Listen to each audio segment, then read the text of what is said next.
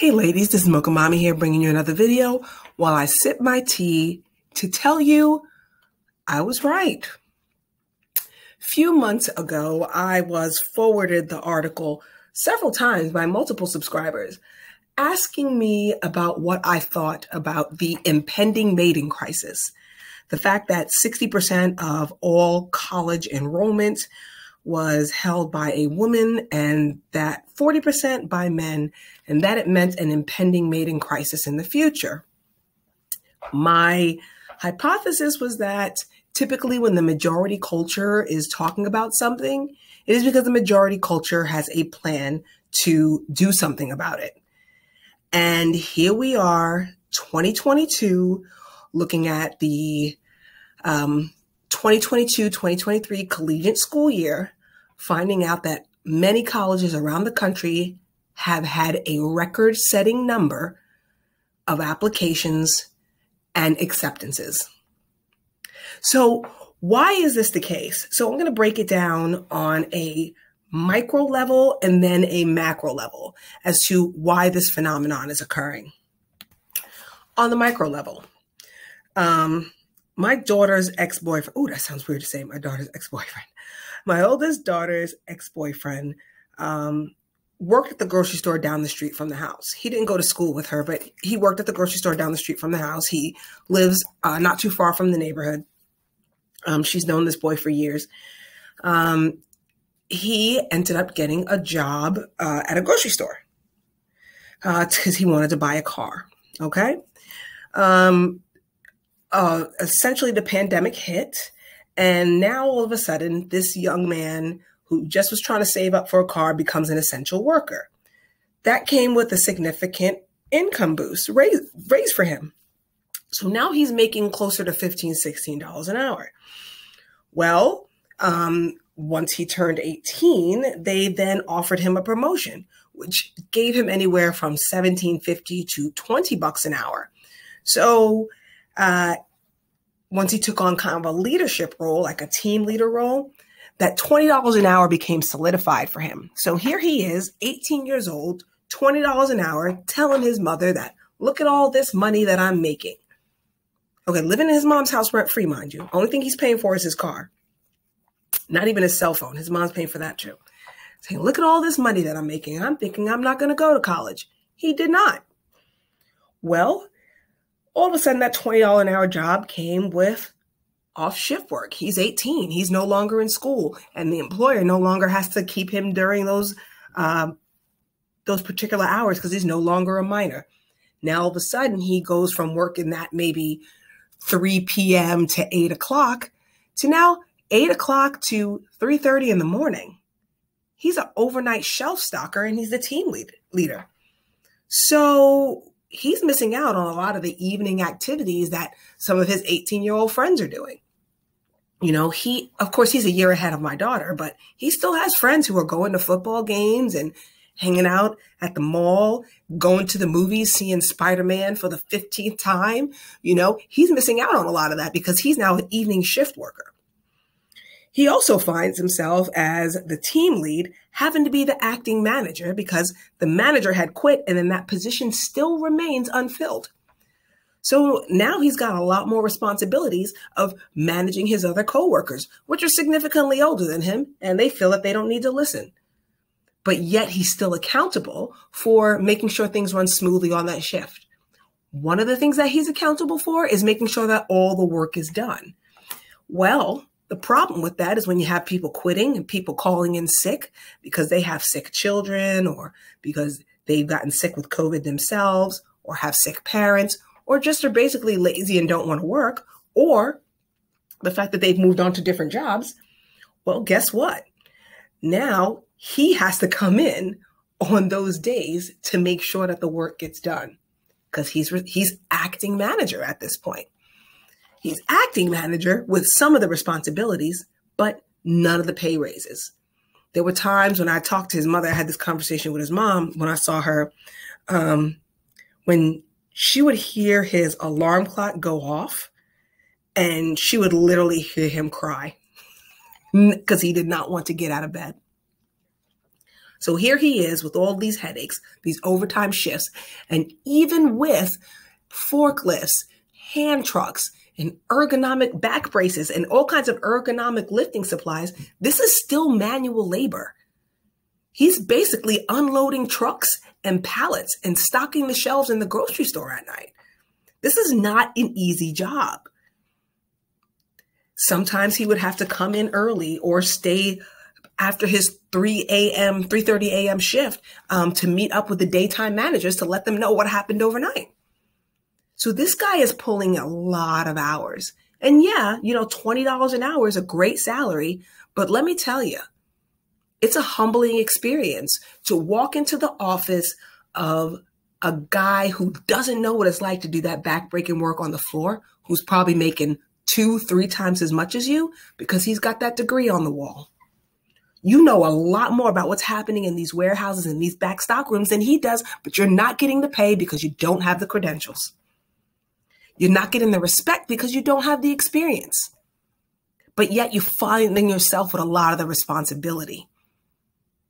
He will be attending Stephen F. Austin University this coming fall, because he got to realize that he doesn't want to be like a lot of his coworkers in his late 20s, early 30s, still stocking shelves, still having to deal with the increase in gas prices and rent, and realizing that $20 an hour doesn't go that far when you don't live with your mother. Let me tell you something. A lot of these gap year students learned a very hard lesson. A lot of these gap year students learned a hard lesson. They were out in the workforce and understanding that even though they were compensated pretty well, those gap year students who took the pandemic off, they realized the realities of what it's going to be like to be a full-time worker in the service industry, in these quote unquote unskilled labor jobs. I'm putting that in quotation marks, right? They understand what it's like. They got their first taste of what it's like to be a full-time worker, some of them for 2 years in a row. So many of those students applied back again. And since they waived the test taking requirement, a lot of those gap year students were able to go back. So on the micro level, you really see a lot of students get an idea of what it's really like to be in this workforce, what it's really like to skip college, and what you have to do to climb this ladder. They got a really rude awakening, and it was very needed.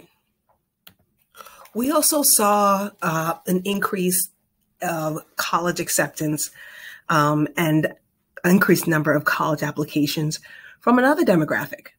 Those who underwent the Great Resignation. People understood that maybe they left the service industry and all of a sudden DoorDash and Uber got a little bit too expensive with these gas prices, but they had to do something. So what skill are they going to go back and gain? These are going to be your increase in non-traditional students. So ladies, if you're trying to go back to school to perhaps update or refresh your skills or gain a new skill, it might not be a bad idea to start taking classes in person. A lot of people are looking for a new job. That Great Resignation, they quit some jobs, but guess what? That means that they needed to find another. Stimulus checks are over and unemployment's running out in a lot of states. So people are forced to just pretty much having to do a great reset and figure out what it is they want to do. That brought a lot of students back in, especially now that many states are not requiring SATs and ACTs. So people can come back into some of your community and state schools and take a couple of those refresher courses, adult education, and skill building classes. So ladies, definitely take advantage of that. Also, what we're seeing is the opening of our borders. COVID is no longer the threat that it once was to our public health, and we're able to get in international flights. And international students are good for business. Typically, they don't use American financial aid, despite what a lot of people think, and they sometimes pay a lot more for college tuition than even American-born students. So now that our borders are open, we're definitely going to be open to a lot more student visas.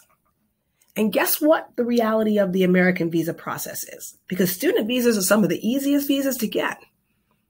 And 54% of all those visas that are being granted by the United States for students are males. That's right. Men get more visas than women. And they definitely, in colleges who definitely need to even out their ratios, will definitely be looking for more male international students. So ladies, this is your opportunity. If your parents or grandparents come from a culture that you want to explore more about, definitely make sure that you're part of those international student associations. Definitely join those faith-based groups.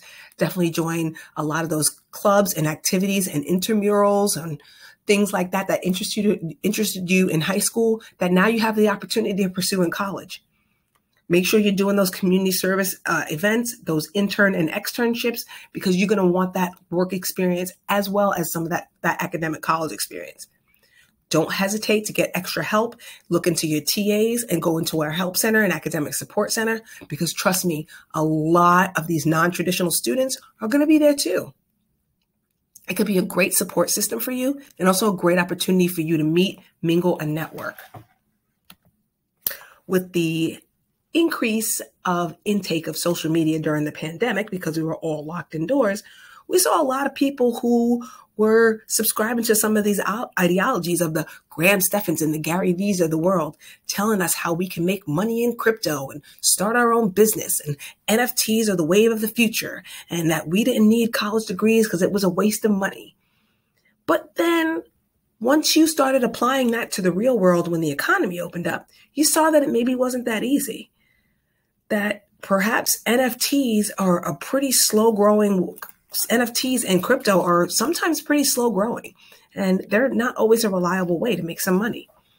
We also saw the realization that Gary Vee and Graham Steffens are definitely coming from a place of privilege. These are men who were sons of business owners.